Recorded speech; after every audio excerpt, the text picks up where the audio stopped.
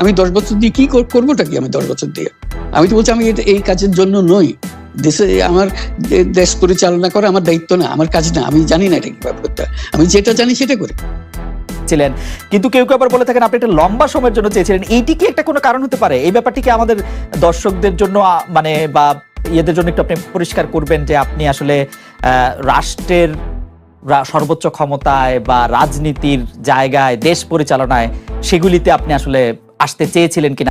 যদি চাইতাম খালেদ, যদি চাইতাম, তখন যখন মিলিটারি আমার বাসায় এসে বসে রইল সারা রাত আমাকে রাজি করানোর জন্য, আমি তো লুফে নিতাম। রাজি করানোর জন্য বসে থাকতে হবে কেন? কি কথা পাবেন? কারণ আমি তো এটা এমন কিছু না যে মনের মধ্যে সন্দেহ রেখে, দ্বন্দ্ব রেখে আপনাদেরকে বলছি। অত্যন্ত পরিষ্কার ভাবে আপনাদের কাছে বলছি। ঠিক আছে, তা না হলে তো আমি সঙ্গে সঙ্গে রাজি হয়ে যেতাম। খেয়ে ছাড়ে যাও, আপনাকে দেশের পুরো সরকারের প্রধান হবার জন্য আহ্বান জানাচ্ছে। বাংলাদেশে এরকম কয়জন মানুষ আছে বলবো যে না আমি এই দায়িত্ব গ্রহণ করব না? আমি তো করলাম সেটা। এখন আমার নামে বলা হচ্ছে 10 বছর চেয়ে। আমি বছর নিয়ে পুষ্টই উঠে না। আমি বলছি না, করবো না। তারপরে এরপরে তো কয় বছর কয় কাণ্ড। আমি 10 বছর দিয়ে কি করবোটা কি? আমি 10 বছর দিয়ে আমি তো বলছি আমি এই কাজের জন্য নই।